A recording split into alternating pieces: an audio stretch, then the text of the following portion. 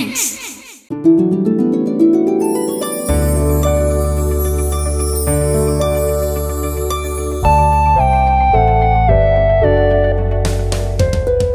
ഇതെന്തു പറ്റി? ഗാർഡനിൽ പോകുന്നില്ലേ? ഇന്നൽപ്പം താമസിച്ചേ പോകുന്നുള്ളൂ മമ്മി. അപ്പോഴാ ആദോ വരികയുള്ളൂ.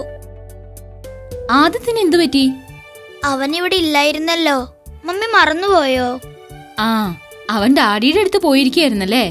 അതെ, ഇന്ന് രാവിലെ വന്നതേ ഉള്ളൂ. ആണോ? അവൻ കുറച്ചു മുമ്പ് വിളിച്ചിരുന്നു. ഒരുപാട് വിശേഷങ്ങൾ പറയാനുണ്ടെന്നും ഒരു കാരണവശാലും ആരും വരാതിരിക്കരുതെന്നും പറഞ്ഞു. ആഹാ, ഇന്നപ്പോ ഒത്തിരി കഥകൾ കേൾക്കാമല്ലോ. അതെ മമ്മി.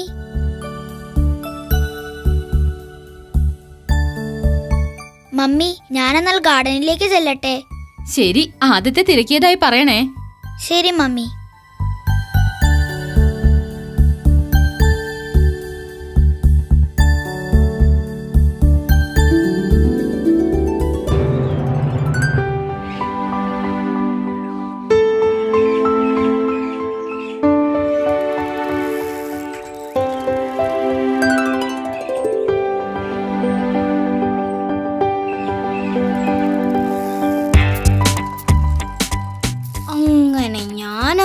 പ്ലെയിനിലോട്ട് കയറിയതും പ്ലെയിൻ ചെറുതായൊന്ന് ചിരിഞ്ഞു. ദേ, പ്രിൻസ് വന്നല്ലോ. എന്റെ കർത്താവേ, ഇനി കഥ പിന്നെയും ആദ്യം തൊട്ട് പറയണമല്ലോ.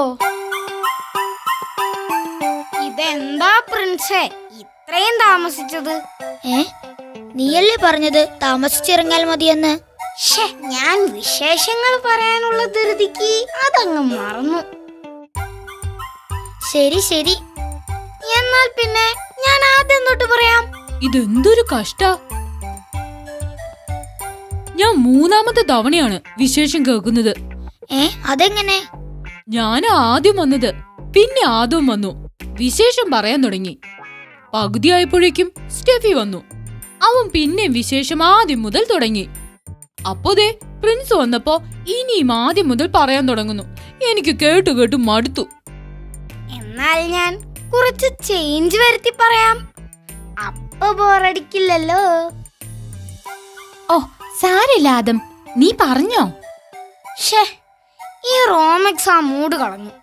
അത് സാരമില്ല, നീ ഒന്നുകൂടി പറയൂ. ഞാനാകെ ത്രില്ലടിച്ചാണ് വന്നത്. എന്നാൽ ശരി, ഞാൻ പറയാം. അങ്ങനെ ഞാൻ എയർപോർട്ടിനകത്തോട്ട് കയറിയപ്പോൾ ഒരു സെക്യൂരിറ്റിക്കാരൻ എന്റെ അടുത്തോട്ട് വന്ന് എന്നെ ഇക്കിളിയിട്ടു. എടാ, അത് നിന്നെ ഇക്കിളിയിട്ടതല്ല, ദേഹപരിശോധന നടത്തിയതാ. അതെ അതെ, അതെനിക്ക് പിന്നെയാ മനസ്സിലായത്. പിന്നെ പ്ലെയിനിലേക്ക് കയറി. അവിടുത്തെ സ്റ്റാഫ് എല്ലാവരും എന്നെ ചിരിച്ചു കാണിച്ചു. അവരെ ചിരിച്ചു പോയതായിരിക്കും. റോമക്സേ, ഇനി ഇടയ്ക്ക് കയറി പറഞ്ഞാലുണ്ടല്ലോ. പറഞ്ഞാൽ ഞാനിത് ആദ്യം മുതൽ പിന്നെയും പറയും, കേട്ടോ? എന്റെ മാതാവേ, ഇനി ഞാൻ ഒരക്ഷരം മിണ്ടില്ല, പോരെ? മിടുക്കൻ. അങ്ങനെ അങ്ങനെ ഒത്തിരി ആകാശ കാഴ്ചകളും കണ്ട് ഞാൻ ഡാഡിയുടെ അടുത്തേക്ക് പറന്നു.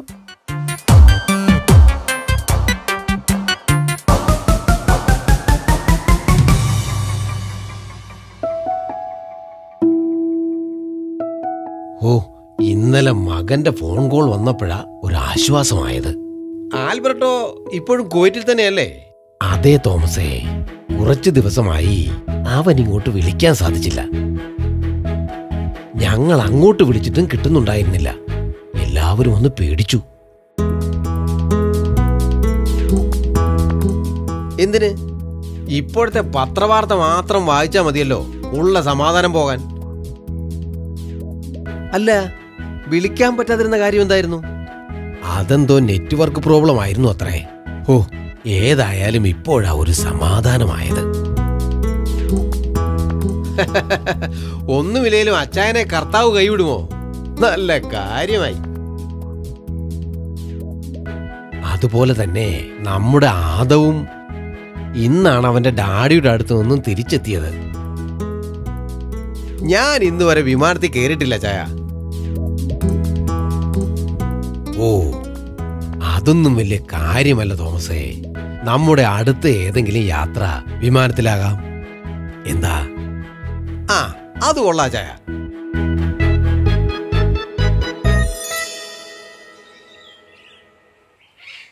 ഫ്ലൈറ്റ് ഇറങ്ങിയിട്ട് ഞാൻ ആദ്യം ചെന്നത് എങ്ങോട്ടാണെന്നറിയാമോ?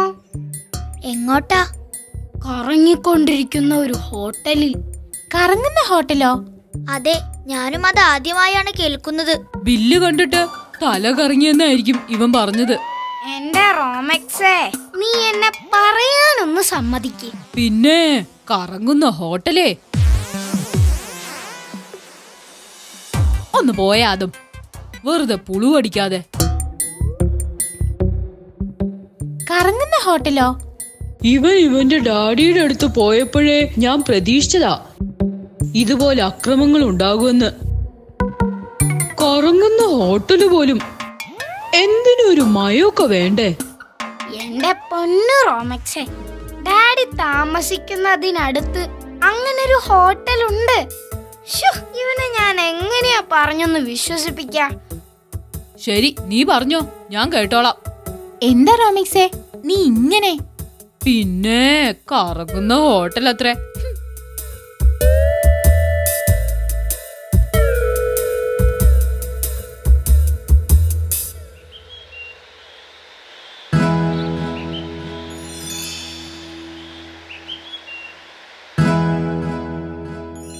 മോൻ ആദത്തിന്റെ വിശേഷമൊന്നും പറഞ്ഞില്ലല്ലോ. അവൻ വലിയ സന്തോഷത്തിലായിരുന്നു ഗ്രാൻഡ്പാ. ആദ്യമായി വിമാനത്തിൽ കയറിയതിന്റെയും പിന്നെ 1.5 വർഷത്തിനു ശേഷം അവന്റെ ഡാഡിയെ കണ്ടതിന്റെയും. 1.5 വർഷത്തിന് ശേഷമല്ലേ അവൻ ഡാഡിയെ കാണുന്നത്? അതെ ഗ്രാൻഡ്പാ, അതിന്റെ വിശേഷങ്ങളാ പറഞ്ഞിട്ടും തീരാത്തത്. സൂവിൽ പോയതും ബീച്ചിൽ പോയതും. ഹോ, എന്തൊക്കെ കാര്യങ്ങളാവൻ പറഞ്ഞത്. പോരാൻ നേരത്തെ എല്ലാവർക്കും സങ്കടമായിരുന്നു അത്രേ. എല്ലാവരും കരഞ്ഞു. ഇതെല്ലാം ജീവിതത്തിന്റെ ഭാഗമല്ലേ മോനെ? അവസാന ദിവസത്തെ വിശേഷങ്ങൾ അവൻ ഇന്ന് പറയും. ആഹാ, ഇന്നലെ കൊണ്ടൊന്നും പറഞ്ഞു തീർന്നില്ലായിരുന്നു. ഇല്ല ഗ്രാൻഡ്പാ, അതിനിടയ്ക്ക് ഇന്നലെ റോമക്സുമായി ആദമൊന്ന് പിണങ്ങി. അതുകൊണ്ട് ബാക്കി ഇന്നത്തേക്ക് മാറ്റിവെച്ചു. എല്ലാവരും ഗാർഡനിൽ വന്നു കാണും. ഞാനെന്നാൽ അങ്ങോട്ട് ചെല്ലട്ടെ ഗ്രാൻഡ്പാ? ആ, ശരി മോനെ.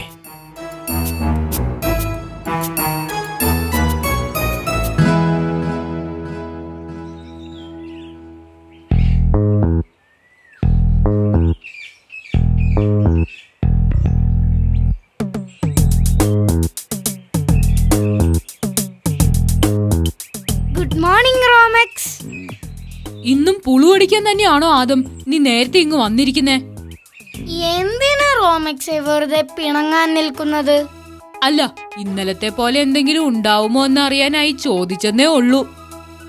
സ്കൂള് വീട് വീട് സ്കൂള് എന്ന് പറഞ്ഞ് മാത്രം ജീവിക്കുന്ന നിന്നോട് ഇതൊക്കെ പറഞ്ഞ എന്നെ പറഞ്ഞാൽ മതിയല്ലോ. നീ എന്താ ആദം പറഞ്ഞു വരുന്നത്? ഒന്നെങ്കിൽ യാത്ര ചെയ്യണം, അല്ലെങ്കിൽ യാത്ര ചെയ്യുന്നവർ പറയുന്നത് കേൾക്കാനുള്ള മനസ്സുണ്ടാവണം. ഇത് വെറുതെ പൊട്ടക്കിണറ്റിലെ തവളയെ പോലെ. നീ എന്തു പറഞ്ഞു? ഒന്ന് നിർത്താമോ? ഇത് കേട്ടോ സ്റ്റെഫി? അവനൊരു വിമാനയാത്ര നടത്തിയതിന്റെ ബഹളങ്ങൾ. വിമാനത്തിൽ കയറാത്തവരെല്ലാം പൊട്ടക്കിണറ്റിലെ തവളകളാണെന്ന്. കണ്ടോ, ഒരു കാര്യം പറയുന്നത് മനസ്സിലാക്കാനുള്ള സെൻസ് പോലും നിനക്കില്ലല്ലോടാ റോമെക്സേ. നിനക്കാ സെൻസ് ഇല്ലാത്തത്. എങ്ങാണ്ട് പോയെന്ന് വെച്ച് എന്തെല്ലാം കേൾക്കണം. തിരിയുന്ന ഹോട്ടൽ, മറിയുന്ന ഹോട്ടൽ. ദയവായി നിങ്ങൾ ഇതൊന്ന് അവസാനിപ്പിക്കൂ. നല്ലൊരു ദിവസം നശിപ്പിക്കല്ലേ. ഞാനുള്ള കാര്യം തന്നെയാണ് പറഞ്ഞത്. നീ വേണമെങ്കിൽ ആരോടെങ്കിലും ചോദിച്ചോളൂ, ഞാൻ പറഞ്ഞ പോലുള്ള ഹോട്ടൽ ഉണ്ടോ എന്ന്. പിന്നെ എന്നിട്ട് വേണം ഞാൻ നാണം കെടാൻ. ആദം, റോമെക്സ്, കർത്താവിനെ ഓർത്ത് നിങ്ങളൊന്ന് നിർത്താമോ? ശരി ശരി, ഞാൻ മിണ്ടാതിരിക്കാം. എന്നാലും ഇതേപോലുള്ള പൊങ്ങച്ചങ്ങൾ കേൾക്കണമല്ലോ എന്ന് ഓർക്കുമ്പോ ഒരു വിഷമം. ആരാടാ ഇവിടെ പൊങ്ങച്ചം പറഞ്ഞത്? നീ അല്ലാതെ പിന്നെ ആരാ? എനിക്ക് ആദ്യം ഒരു ചെറിയ സംശയമുണ്ടായിരുന്നു, ഇപ്പോൾ അത് ഉറപ്പിച്ചു. നീ പൊട്ടക്കിണറ്റിലെ തവള തന്നെയാ. അത് നീയാ. ഒരു പൊങ്ങച്ചക്കാരൻ വന്നിരിക്കുന്നു. നിങ്ങൾ എന്താന്ന് വെച്ചാ ചെയ്യ്, ഞാൻ പോകുന്നു. ഈ പൊങ്ങച്ചൻ കേൾക്കുന്നതിനേക്കാൾ നല്ലത് അതാണ് സ്റ്റെഫി.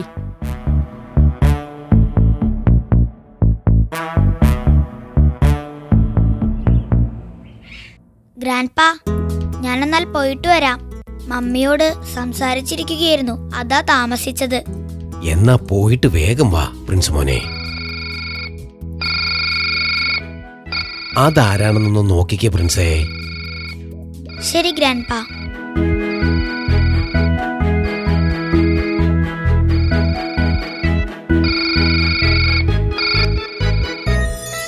ഹലോ പ്രിൻസേ, ഇനി ഇങ്ങനെയാണെങ്കിൽ ഞാൻ ഒരിക്കലും ഗാർഡനിൽ വരില്ല. എന്തു പറ്റി സ്റ്റെഫി? കാര്യം പറയൂ. ആദം റോമിക്സും ഇന്നും വലിയ വഴക്കായിരുന്നു. എന്തിന്? ഇന്നലത്തെ വഴക്കിന്റെ ബാക്കിയാ പ്രിൻസേ. എന്റെ കർത്താവേ, ഇവരാ കാര്യം ഇതുവരെ വിട്ടില്ലേ? കാര്യങ്ങൾ കൈവിട്ടു പോയിക്കൊണ്ടിരിക്കുക പ്രിൻസ്. പ്രിൻസിന് പറ്റുമെങ്കിൽ ഗ്രാൻഡ്പായെയും കൂട്ടി ഗാർഡനിലേക്ക് വാ. ഞാൻ ഉടനെ തന്നെ വരാം. ശരി സ്റ്റെഫി, ഞാൻ ഗ്രാൻഡ്പയോടൊന്ന് ചോദിക്കട്ടെ. ശരി പ്രിൻസ്.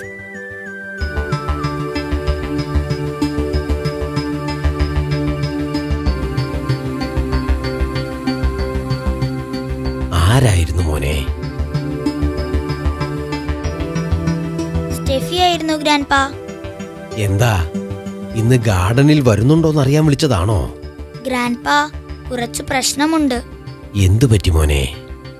കഴിഞ്ഞ ദിവസം ആദം വിശേഷങ്ങൾ പറയാൻ തുടങ്ങി.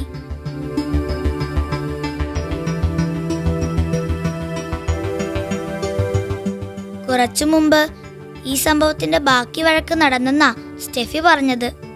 Oh Jesus. ഗ്രാൻഡ്പാ, എന്റെ കൂടെ അവിടം വരെ ഒന്ന് വരാമോ? അതിനെന്താ മോനെ, വാ നമുക്ക് കാറിൽ പോകാം. ഇവരുടെ എപ്പോഴുമുള്ള ഈ പിണക്കത്തിൽ ഞാനും സ്റ്റെഫിയും മടുത്തു ഗ്രാൻഡ്പാ.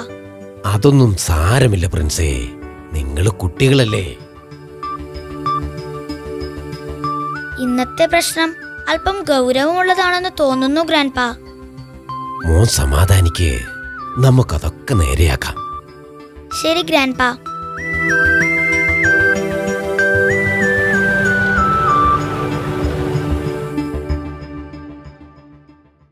അവർ എങ്ങോട്ടാ അമ്മച്ചി പോയത്? അറിയില്ല മോളെ, ഞാൻ കാറിന്റെ ശബ്ദം കേട്ടപ്പോഴാ അറിഞ്ഞത്. ഷേടാ, ഇതെന്താ ഒന്നും പറയാതെ രണ്ടുപേരും പോയത്? എന്തെങ്കിലും കാര്യമായ കാര്യം കാണുമായിരിക്കും. ശോ, ഞാൻ എന്നാ പ്രിൻസുമായിട്ട് ഒന്ന് പുറത്തേക്ക് പോവാന്ന് വിചാരിച്ചിരിക്കുവായിരുന്നു. ഒന്നും പറയാതെ പോയതല്ലേ. പെട്ടെന്ന് തന്നെ ഇങ്ങ് വന്നോളും മോളെ.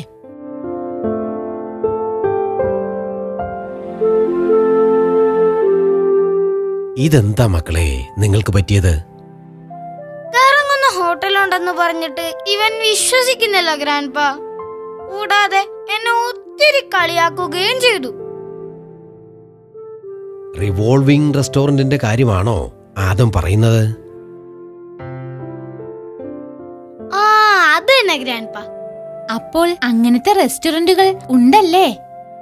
പിന്നില്ലേ. കണ്ടോ കണ്ടോ, ഇപ്പൊ വിശ്വാസമായില്ലേ? റോമക്സ് വെറുതെ ആദത്തെ സംശയിച്ചു. ഞാൻ ചെയ്തതിൽ ഒരു തെറ്റുമില്ല. കാരണം എനിക്ക് അതേപ്പറ്റി അറിവില്ലായിരുന്നു. എടാ, അറിയില്ലാത്ത കാര്യമാണെങ്കിൽ അറിയാവുന്നവർ പറയുന്നത് കേൾക്കണം. അല്ലെങ്കിൽ അത് ശരിയാണോ തെറ്റാണോ എന്നറിയാൻ ശ്രമിക്കണം.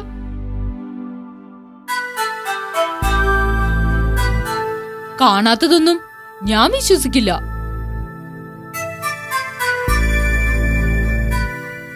അത് വല്ലാത്തൊരു ന്യായമായി പോയല്ലോ. നിങ്ങൾ വഴക്കുകൂടല്ലേ? അല്ല ഗ്രാൻഡ്പാ, കാണാത്ത ഒരു കാര്യവും വിശ്വസിക്കാൻ പറ്റുമോ? അത് പക്ഷേ കണ്ടോ, ദേ അവന് കാര്യം മനസ്സിലായി. നിന്ന് പമ്മുന്നത് കണ്ടില്ലേ? നമ്മുടെ ഈ ചർച്ച വളരെ രസകരമായ ഒരു കഥയിലേക്കാണല്ലോ നീങ്ങുന്നത്. അതേത് കഥയാ ഗ്രാൻഡ്പാ? ആ, ഒരു പഴയ കഥയാ. അതൊന്ന് പറയുമോ ഗ്രാൻഡ്പാ? ഓ, അതിനെന്താ, നിങ്ങളും ശ്രദ്ധിക്കണേ.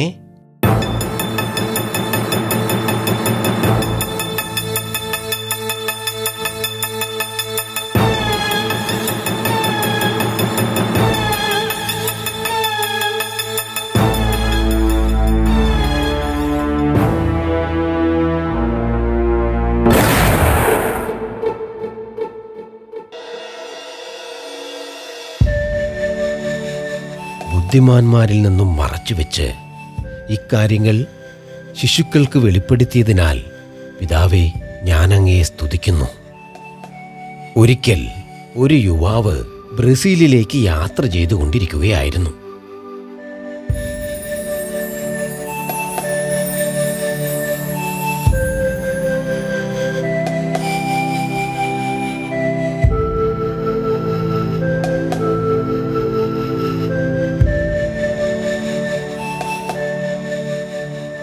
യാത്രമധ്യേ അയാൾ വിശ്രമിക്കുവാനായി അല്പനേരം ഇരുന്നു. തുടർന്ന് തൻ്റെ പക്കലുള്ള ഒരു പുസ്തകം വായിക്കുവാനും തുടങ്ങി.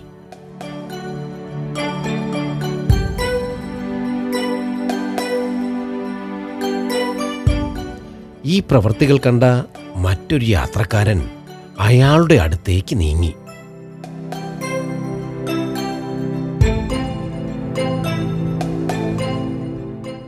ശേഷം താങ്കൾ എന്താണ് ഇത്ര കാര്യമായി വായിക്കുന്നത് എന്ന് ചോദിച്ചു.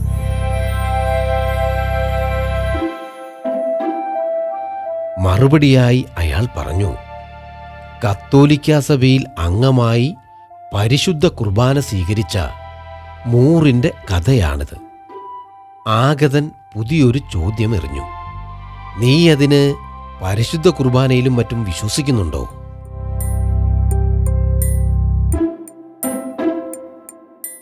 ആ ചോദ്യത്തിനും അയാൾക്ക് ഉത്തരമുണ്ടായിരുന്നു. ദൈവം വെളിപ്പെടുത്തിയതും സഭ പഠിപ്പിച്ചതുമായ എല്ലാത്തിലും ഞാൻ വിശ്വസിക്കുന്നു. ഈ മറുപടി ആഗതനെ ചൊടിപ്പിച്ചു.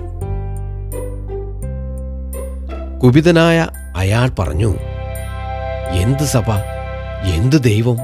ഞാൻ ഈ പ്രകൃതി മുഴുവൻ പരതിയിട്ടും ദൈവത്തിന്റെ പൊടി പോലും കണ്ടില്ല. യുവാവ് ശാന്തനായി മറുപടി പറഞ്ഞു, എങ്കിൽ നിങ്ങൾ ശരിയായി അന്വേഷിച്ചിട്ടില്ല.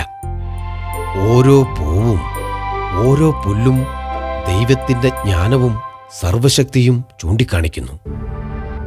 വർദ്ധിത കോപത്തിനടിമപ്പെട്ട അയാൾ ആക്രോശിച്ചു.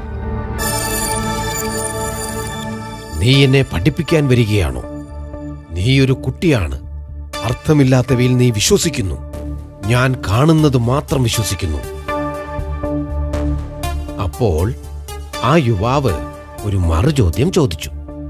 ക്ഷമിക്കണം, നിങ്ങൾ നിങ്ങളുടെ ബുദ്ധിയെ കണ്ടിട്ടുണ്ടോ? തീർച്ചയായും ഇല്ലെന്ന് ആഗതൻ മറുപടി പറഞ്ഞു. എന്നാൽ നിങ്ങൾക്ക് ബുദ്ധിയില്ലെന്ന് പറയണം. അയാൾ സ്തബ്ധനായി.